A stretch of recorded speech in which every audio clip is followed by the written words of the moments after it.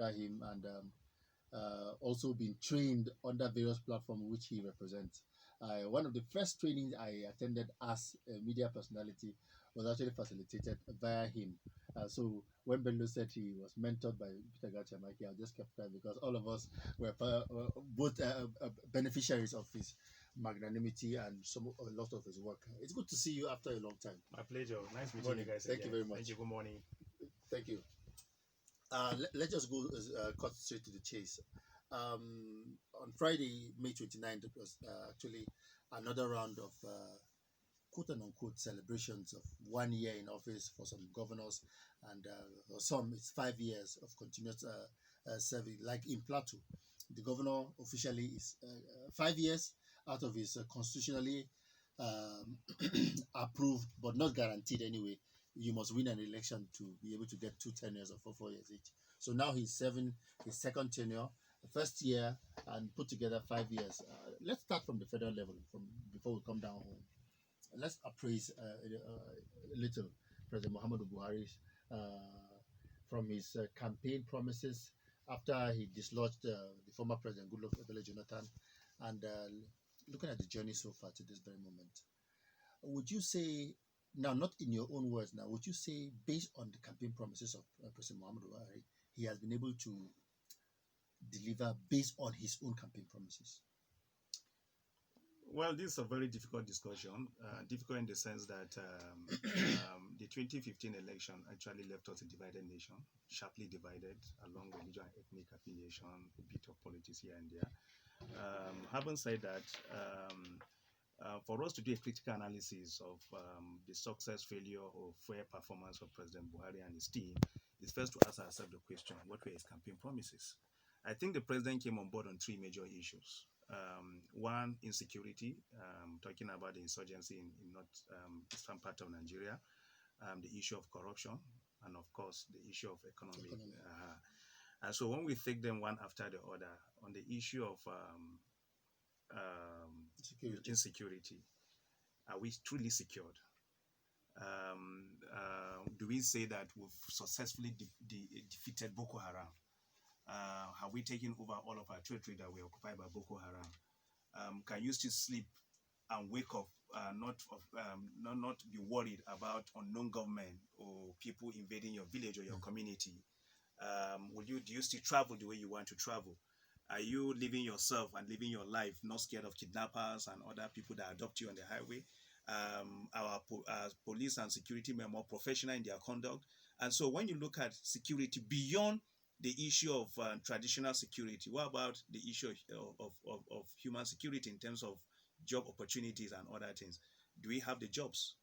Are people happy with what they are doing? Do people take home their money? And so when you look at that aspect of security alone, yes, we can say the federal government have been able to reduce to an extent the number of bomb blasts that were coming up virtually every Sunday and Friday in our mosques and in our mosques and churches. We've been able to reduce the number of bomb blasts in my case and in other states. But in the epicenter of Maiduguri, can we say the same? Are the people truly free the way they need to be? All of the investment and the money that we've put into security, can we comfortably say that, look, we are happy people and far better than where we are? And so when you look at the issue of security comprehensively, beyond Boko Haram, there is the issue of kidnapping, which has become a daily occurrence in Plateau and a lot of other states. There are issues of people killing others without any justification. And of course, even the issue of rape has become a major issue, and which is the issue of insecurity. We don't want to talk about issue of petty domestic violence and other things and gangster and cultism that are everyday occurrence in plenty places. Beyond that, let's look at the issue of corruption. How are we faring? Have we been able to kill the monster that was meant to kill us that we needed to fight when we brought Buhari on board? Has there not been accusation of corruption among his members of his inner cabinet? The former secretary of the government, is he in prison or where is he? There's several other accusations of government inability to be transparent in their service. Have we been able to investigate it? What about the school feeding program? What's your budget and how are you spending? How accountable and transparent are you in your dealing? And when we talk about the issue of corruption, it's not even in terms of monetary terms alone. What about your pattern of appointment and selection of people into occupying government position? And so the issues are there. Coming back to the economy, Is the average woman on the street of Plateau, Benue, Sokoto, Kano happy with the economy of the nation? Are people eating 3 square meal a day? Are the prices of goods and services better than they were in 2015? How much is a bag of rice as at today? How much is a bag of pure water as at today? How much are you taking, and how much is the money able to provide for you and your family? Are people able to pay school fees? So when we look at the economy, are we faring any better? So based on these 3 points, which are the cardinal points of his campaign, I would say without fear of favor or contradiction that Mr. President have performed below average. Let's come down to the states now. In your own estimation, it's almost the same thing in terms of the number of years that they've spent. The APC on the plateau is 5, and the governor of the state himself is 5 years in office. What's your estimation or assessment of his performance so far? Well, I'm quick to forgive Governor Lalong and his team. And I tell people, Governor Lalong did not come into government because he did a wonderful campaign, or because he was very outstanding, or because he's a superstar or anything. It was a protest. People protested against the then government. People protested against what they perceive as a son handing over, a father giving back the leadership of the state to his son. People perceived that a particular ethnic group were becoming too strong. So there's just a little bit of perception here and there. And Governor Lalong was just seated when people say, look, we entrust you with this responsibility. And so when you want to accuse him, what do you want to accuse him of? He only made himself available. And personally, I am slow to criticize him, because what were the blueprint that he presented to us before we voted him into office? Basically, it was just everyday campaign that he did, running around his life normal like every other average man on the plateau. And people felt that, look, why don't you rally around this man and let's see whether we have a better opinion and a better option to what we had. And so for me, I criticize him not, but if people want to blame if this government is performing or not, they need to blame themselves, to ask themselves the simple question: was it the best of us that was picked? Did we apply sentiment in picking him, or did we just pick him because he was able to perform? And so these are simple questions that every man on the street he or she can now hold themselves accountable or responsible for that action. Having said that, I want to look at the Peace Building Agency to say that, look, even during the previous administration from Darie to Jonajan era, as a civil society actor that was very active on the plateau in the peace process, we had advocated that we need to institutionalize peace process in the state. And so while others had appointed senior special advisors and assistants as advisors on peace and other things, he took a step further to say that, look, can we have an institution that will be able to mount peace and provide peace and discuss peace, because peace has become an essential ingredient on the plateau in Nigeria as of today. And so for me, I want to give in a pass mark on that aspect of the Peace Building Agency, whether they are being funded, because the last time I was very active on the plateau, I know they had funding issues and they are not able to intervene the way they need to intervene, even though it's an agency. I'm hoping that as of today, I know Jolene, my good friend, and Gordon Okoko are all there, that they have more resources at their disposal to be able to intervene and to ensure that the pocket of killing in Bassa, Mongu, Bokos, and a few other places are being put in place. And I think we need to give him a pass mark too, that in his conduct and action, he may not have been able to bring peace entirely to Plateau, but there's a resemblance of peace that people see a deliberate effort to give us that peace. Now, when we move away from that, and okay, again, I'm excited about the street light. If I cannot remember much, I'm excited about the street light. I'm excited about the fact that the Secretariat Bridge was completed, a number of other ongoing projects were done. Now, coming back to the main issues again, we need to ask ourselves, in terms of what were the accusations against the previous government? Was it the issue of appointment? Now, when we look at across board in terms of his appointment, is it evenly spread? Are people happy about it? When we look at the issue of job opportunity for youth, how many youths have been empowered in the last 5 years? How many of them have been given position of authority? How many millionaires have the Lalong administration been able to create? In terms of the response of the State House of Assembly to issue of governance, which we cannot take away from him, what was his influence and how are they functioning? In terms of selection of his commissioners, has he picked the best brain? And what has been their performance? Do we still have water running our taps in our various homes?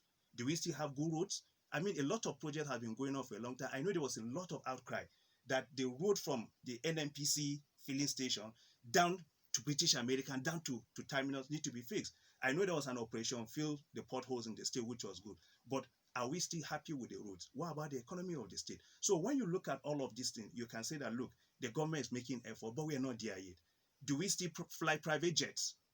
Do we still have governors traveling out of the state to spend more time outside the state than in the state? So what did we accuse the previous government And what is this government doing different? And so when you're able to put this side by side, you'll be able to either applaud it loudly or say, no, look, he's doing fairly well, but we need to encourage him. So just like I gave my verdict on God, I think he can do better. We're not yet there, and he has the next 4 years to be able to be outstanding. And I give people a quick example. When the issue of COVID-19 came on board, and the governor said that they were going to fumigate the state, I had questioned that. And my question was simple. Are we fumigating the state as a curative measure or preventive measures? And why are we not using that money to provide 1 million masks for people of the state? Why are we not using that money to buy sanitizer for the people of the state? Why are we spending that amount of money in the rainy season and when we are not even sure about the trend and pattern of the movement of COVID? And so this question the inner thinking of government. And as of today, some of us that were accused then of being sentimental, I am not applauding myself or excited that I had said this wasn't going to work and it's not working. But I had given a lot of other options. If our challenges was then the issue of borders, why don't we invest more in those borders? If our issues were issue of isolation center, why don't you get those people coming and put them in isolation center and solve the problem? We're penny wise but pound foolish. And so when you look at the decision of government, either at the state or federal level, they are not 100%. But the question is that, do we see that deliberate effort to accept other opinions? Do we see that deliberate effort to say that, look, it cannot be business as usual? Do we see that deliberate effort to say that, look, people from my zone, people from my ethnic group, people from my religion don't need to occupy everything about government? Do we see that government goes out of its way to take the best brain to bring them on board because governance is a serious business, matter where they are from. no matter where they are from? So these are critical questions that we're not asking only the government of Plateau State, but all governors across and government across the other 36 states, and of course the federal government. And all of us, I think every Nigeria is feeling the heat. I don't need to start saying what were the prices of goods before and what were we. Now, when you promise that you're going to make Terminus work again, is Terminus working again? I mean, these are questions, and this is open for everybody. And so when government make promises, they need to hit the ground running. And when it's not working, you need to be humble enough to tell people why you have delays and why it's not working. And so, how many persons have been employed? I know government will say, look, there were efforts to employ people before COVID-19. COVID-19 is going nowhere. The earlier we adjust and live with it and keep running on our feet, the better for all of us. Okay, can we look at the critical sector, like the health sector now on a general note? I remember on the 1st of December 2019, the Plateau State government established the State Contributory Healthcare Management Agency, PLASHEMA, to cater for the health needs of its citizens. And I think Dr. Fabong was actually made the Director General of that agency. To what extent do you think that has impacted on the people, particularly in the rural areas, particularly in the primary healthcare in the state? Well, I think because you mentioned the name of Dr. Fabong, who is the Plateau State PYC chairman, if I'm not mistaken, the question is that the government took the right decision in the first instance. Is being a PYC president not enough responsibility for you to have added another responsibility to that young man?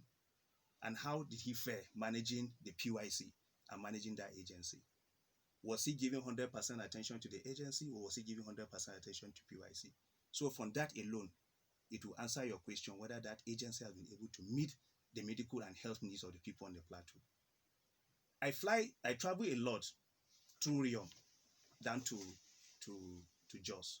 To Abuja down to Jos. There's an hospital there. That's the Riom General Hospital. It has been lying there from one successive government after the other. As of today, can we say the hospital is functioning? When we look at the budgetary allocation of the state, has there been budget for that hospital? Are people in the rural area enjoying any special medical services? I knew there was an outcry some couple of years about Plateau Hospital, that generators were not working, that the place was smelling, a number of other things, and then I think the governor now made some effort to visit himself and to take some action. But when we talk about the issue of health services, do we have qualified doctors in all of our hospitals in the local government? I don't even want to go to the ward or district level. I want to remain at the level of the local government. If you're sick today and you're down in Mikan, do they have any functional hospital in Mikan that you can comfortably say that you can be on a mission for a week before you're referred to either Jude or any teaching hospital around the country? The answer is obviously no. And so when we talk about health services, we're not even talking about the building itself. Do we have qualified manpower in those services, providing services to the people? Now, are the health workers even happy with their services? And so when you ask that question on health issue, I don't think as a state we're there. Because people are still complaining of lack of fair treatment, of lack of basic amenities, health facilities in those hospitals. And so talking about that agency, I may be very wrong, but I'll be happy for someone to prove me wrong, to say this is what the agency have been able to do since it was established. And so these are concerns. But I've raised a fundamental question that from the employment given to the head of the agency, was it not distractive? And so if the head of the agency is distracted, how was he going to give his best to either the other job or who are very demanding job? To lead Plateau Youth is not a joke. It's a job that needs 100% concentration and mental fitness to be able to do that. So the House of Assembly increased the budget of the governor last year because they talked about the fact that they needed to complete ongoing projects. And before the COVID-19, some work also started the British America to challenge a road and some other roads even within the town. Do you think that that particular sector should be given plaudits or a pass mark? Well, I think, like I said when I started talking, I know there was Operation Fill Potholes in Plateau State, and I've witnessed changes, Constitutional Hill area, a number of other places. I know there's ongoing project in Dogon Karve. When I don't like being too critical, Bello. I've talked to myself that I don't want to be too critical of government, because at times we need to understand they are human, they have their factor. But when you want to do a comparative analysis to say whether someone has done well in terms of what was given to him, the question you need to ask yourself first is, how much was given for the project? How much did you spend per kilometer? What's the quality of the roads? How many drainages were created when you're doing those roads? And so what's going to be the last span of that road you're constructing? And so when you drive now from, let's say, Constitutional Hill, or somewhere close to Murtala Mohammed, from British America down to Murtala Mohammed House, down to Gengeri, is there a functional culvert in that road? I challenge you guys as journalists to go and check. In this 21st century, will you construct a road without a drainage? Was it not lack of drainages that affected those roads? In the first place. So it is a simple analysis. I'm not an engineer, but I know anywhere that water does not have road, it will destroy other things to create road for itself. And so I applaud the governor seriously for taking that initiative and for making those roads function. At least they are not as bad as they used to be. But what's the durability of that road? 5-10 years from now, do you want another governor to come and build that road? Do you want another governor to come and construct that road? Most of the roads in Nigeria, as people will say, were the roads that were built by the Granite Pyramid. All government usually do is to come and lay another quota, except on few occasions where you have a whole construction taking place. And so when you look at the money vis-a-vis the project, that's when you are able to assess it. But before people will start calling me when I leave the studio, we're not saying he has not done well. But I'm saying that it can be better in terms of the money allocated and the project itself. Side by side, what's the thickness of the road? You know? So when you do those analyses, you now know how much was spent per kilometer. Then you now say, this money is good, it's not good enough. Then you now look at the kind of work that was done there. Then you say, okay, this is a job that will last 10, 15 years. What do you about? Mr. Peter, one of the critical issues that we've been noticing about Plateau is the issue of environment. The level of dirt and waste littering everywhere on the plateau is actually worrisome. Like we mentioned, Plateau State has a motto, home of peace and tourism. And this is actually not auguring well. What is your assessment driving through the city, particularly the city center, the state capital? Doesn't that leave you worried that we have to grapple with this, and looking at the fact that diseases and other ailments can also follow up to the level of waste and dirt in the city center? Well, I want to give the credit of establishing the women, or creating avenue for women, widows, and young and men to sweep the street of Plateau to my former boss, Mr. Nankin Bagudu. I know he had a good heart for the state, and he was able to get this thing going. Whether they are functioning effectively as they used to be is what I cannot answer, because I don't know how many of those trucks are still busy picking debts where they are supposed to be. I don't know how many of those women are still faithful to their work. I don't know whether they are being paid or not. But again, I'm slow to apportion blame to government when it comes to the issue of environment. I've asked this question, I'm going to ask with all pleasure today. If there is no government in place, wouldn't you cut the grasses around your house? If there is no government in place, wouldn't you clean your drainages? If there is no government in place, wouldn't you sweep your rooms? The question is that how many of us are going to Jude Plateau Hospital, the clinics or private hospital, to find government on admission because of typhoid, malaria, or any other thing? So the duty of care is for the citizen. That you have a drainage in front of your house that is blocked, who do you need to come and tell you to do that? But the flip side of this argument is that you need a government that is sensitive to enforce this action and to make people see reason why they need to do it. And so in as much as I'm going to be slow to put pressure on government or to blame government, I ask government too, what role have you played? What awareness have you created? What sanction have you put in place? Where is JMDB? What are they doing? Is JMDB just about building? Don't they have agencies that look at the how people build on drainages and PEPSA and how the environment is being taken care of? How when last was government and abattoir to ensure that the food that we eat, there's enough water for the meat to be cleared? And as you drive around Plateau in rainy season, there are places where you need to park because you're not sure of your road. And even this morning when I was driving, I could see the fact that the yesterday rain and the day before yesterday rain brought a lot of depth to the main road. And for every water that passes on top of the road, it reduces the lifespan of that road. So I think government need to be more proactive. Proactive in the sense that I've heard you severally, Bello and Andrew, that government alone cannot solve our problem. But where you have a dynamic leadership, they engage the people and make the people see that, look, this is your problem too. This is what you're capable of doing. This is where government can come in.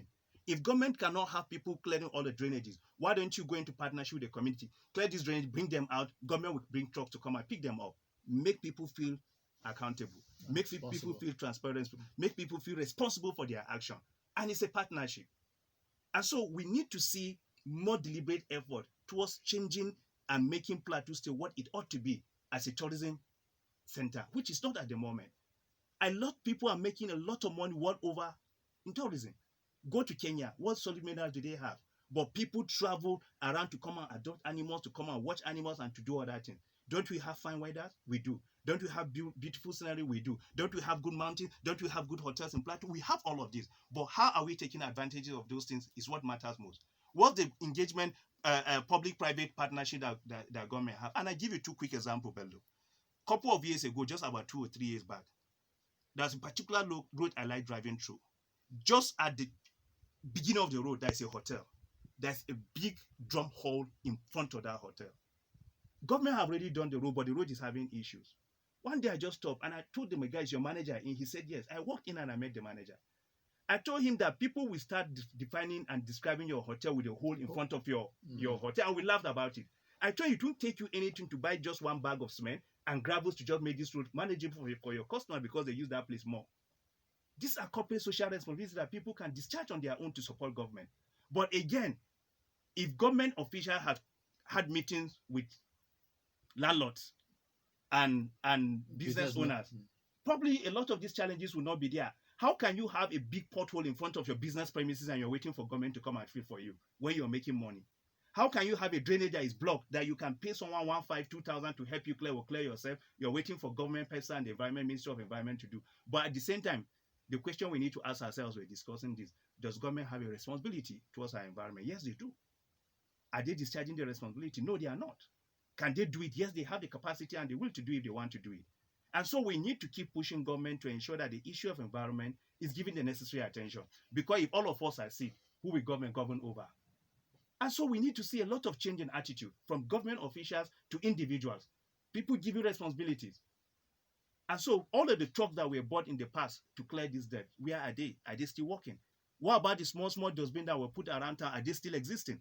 If they are missing, have we made effort to return them? How do you make your environment clean and friendly for people? These are questions that we need to also ask at every point in time. But I strongly think that the Ministry of Environment can make money for government and they can use that money to better the health of the state and to make the state a lot cleaner for everybody. Okay, Shimaki, still on this issue, particularly the roundabout at the front of Zenith Bank in Terminus. That place, if not for the lockdown, the stench that comes out from that place, the people that are doing business there would tell you that people have turned that particular roundabout to a toilet. And if you go further, you would see things for yourself at the center of the town. And again, when you also go to Ahmadu Bello, that is supposed to be the epicenter, the hub of activities commercially in the state, you discover that that particular place, the center, the median at the middle of the road, has also been turned into a dump site. And this is 5 years, and we're still counting. Do you think we shouldn't have a model, an environmental model, because we have studied the behavior of the people around there? There should be sanctions because the government have the authority to implement sanctions on anybody they wish to do. Do you think that we need to have a policy on this particular environment, or we should just continue with the statements that we continue to make? Well, I think it's lack of enforcement. People just don't want to take responsibilities. And PEPSA, JMDB, Ministry of Environment just don't want to do what they need to do. And part of what I've argued over this period of COVID-19 is that government have opportunity to make changes that will be a new normal. That while people are in lockdown, you can enforce certain rules that when people come back, it shouldn't be business as usual. Business as usual means that, look, let that place no longer be a toilet. Let the street no longer be.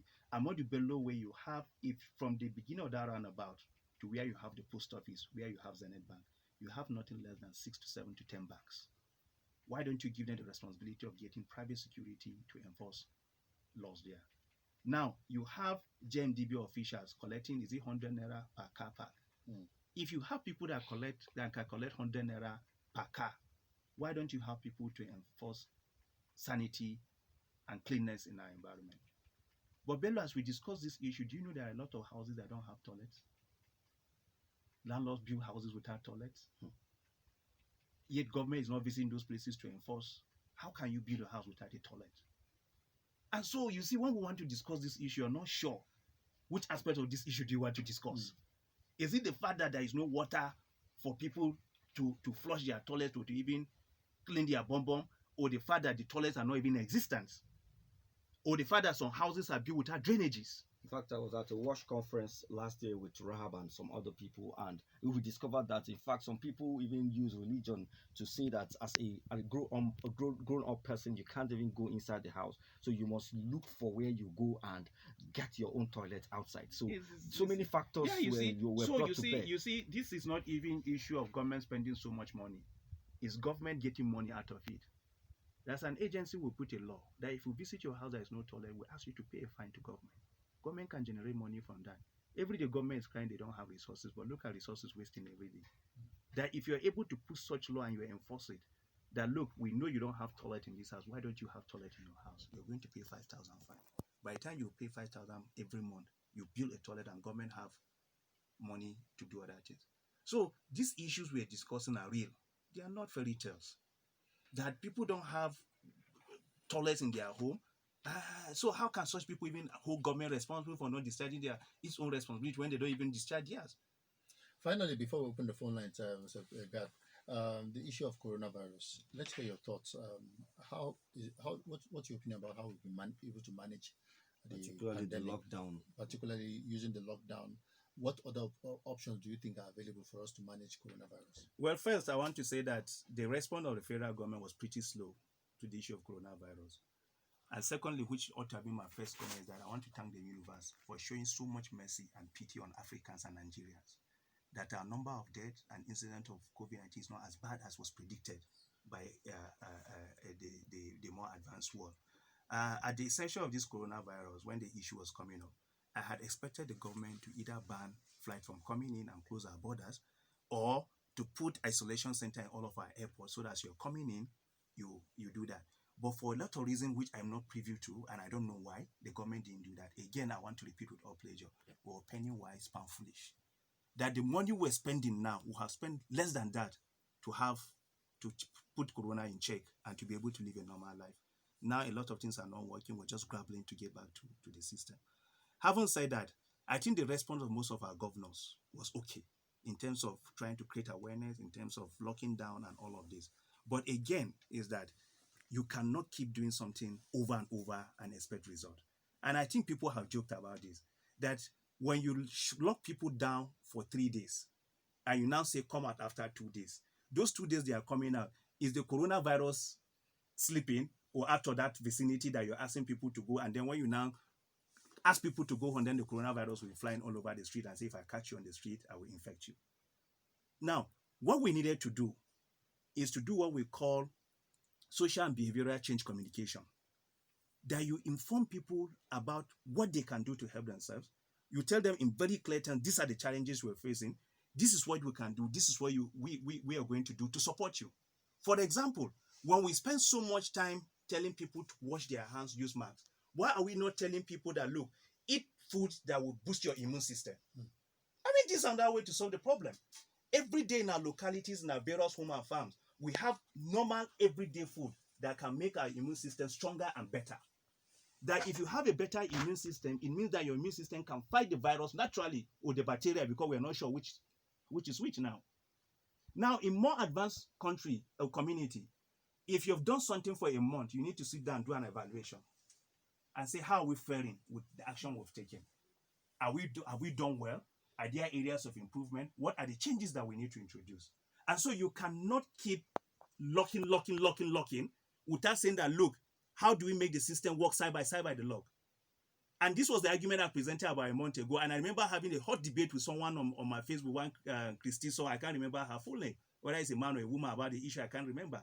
And my argument was that, look, we need to start being creative in terms of ensuring social distancing and encouraging people to do what they need to do. Now, is there anything wrong if governors across the 36 states, including our FCT now, say that, look, as our contribution to the fight against corona, apart from all the English we'll be speaking and the promises we make about safety equipment for doctors, we're going to provide 1 million face masks for the citizens of the state.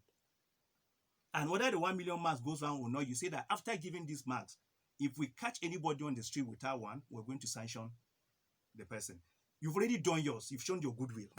And then you can now start holding people. Now, if sanitizer was working, you now say, okay,